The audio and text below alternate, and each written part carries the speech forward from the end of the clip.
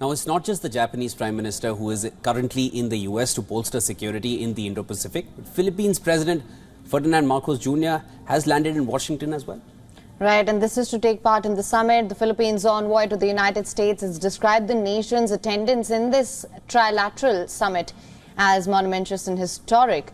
Ahead of his arrival in Washington, the Filipino president made a stunning claim, questioning a deal apparently signed between his predecessor, Rodrigo Duterte, and China. Marcos said he was horrified to learn about a secret agreement with Beijing that compromises the sovereign rights of the Philippines. The deal apparently bars Manila from shipping construction materials to a military outpost in a disputed shoal in the South China Sea. A World War II era ship has been serving as the Philippines outpost in the Second Thomas Shoal for about a quarter of a century. And Marcos says his government isn't aware of any record of the agreement and that they were not briefed about it when he came into office in 2022.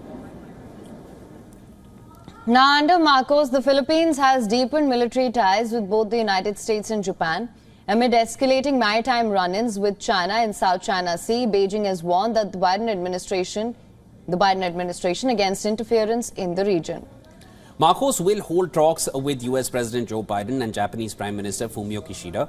The three leaders will sign an agreement on the South China Sea issues. At the end of the summit, all three leaders are expected to issue a joint vision statement on a shared vision for cooperation between the nations, namely in the Indo-Pacific. Marcos Jr. is also expected to meet with US Defense Secretary Lloyd Austin at the Pentagon before his return flight to Manila on the 12th of April.